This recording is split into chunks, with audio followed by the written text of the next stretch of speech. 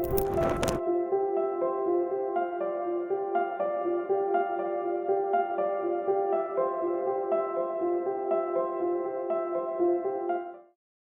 हर महादेव दोस्तों। तो ये है मेरा हरिद्वार का ब्लॉग जो मैं अपने फ्रेंड के साथ जा रहा हूँ हरिद्वार, क्योंकि कल है गंगा नहान। तो पहुंच गए हम आनंद विहार टर्मिनल। उसके बाद हम वहाँ तो बस मिली नहीं, तो एक बस बैठ गए हम, उसमें बैठ गए मेरठ तक के लिए। तो उसने हमें उतार दिया मेरठ बाईपास। उसके बाद हम यहाँ पे 1 डेढ़ घंटा हमने काफ़ी देर यहाँ पे वेट किया उतरने के बाद, लेकिन कोई बस हमें यहाँ मिली ही नहीं। फिर हमने हार नहीं मानी, हमने सोचा जाएंगे जरूर, लेकिन आज फिर हमें एक ट्रक वाले भैया मिल गए, तो हमने उनसे ले ली लिफ्ट, क्योंकि वो भी जा रहे थे हरिद्वार।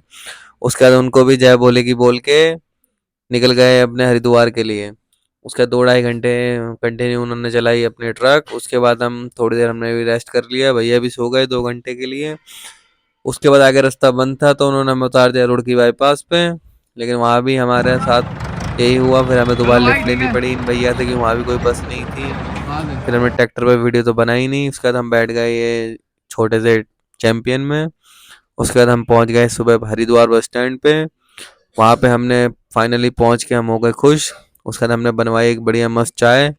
चाय के साथ जो मम्मी ने पैक करी चकली वो खाई हमने। उसके बाद खा पी के निकल गए हम हल्की पैड़ी के लिए गंगा घाट के पास। देखा तो वहां तो हजारों की तादाद में थी भीड़ लोगों की। मोनू पहलवान। उसके बाद कहीं खाली जगह ढूंढ के लगा दिए गोते। गंगा मैया का करा स्नान। उसके बाद भगवान की जय।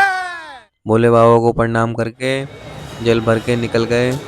उसके बाद हमने वहाँ देखा चल रहा था भंडारा, खाया हमने फिर भंडारा। उसके बाद हम निकल गए ऋषिकेश के लिए। मैं तो ताप रहा था हाथ, और परवीन ने रुकवाई गाड़ी। उसके बाद में बैठ के देखा ऋषिकेश था 13 किलोमीटर, फिर निकल गए ऋषिकेश के लिए।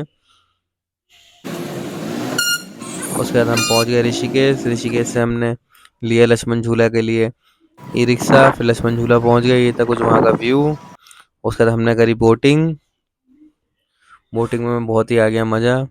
बोटिंग का कोई ज़्यादा किराया नहीं था, सिर्फ था 150 रुपये पर बस पर्सन। बस बस आप भी बस। वहीं लक्ष्मण झूला से ले सकते हैं बोटिंग। उसके बाद ये लिए नज़ारे यहाँ के। फिर मैंने कहा ऋषिकेश आए हैं तो यहाँ भी क्यों ना एक डुबकी लगा देते हैं। यहाँ भी हमने कर लिया स्नान गंगा में। फिर थोड़ी देर बैठ गए गंगा किनारे।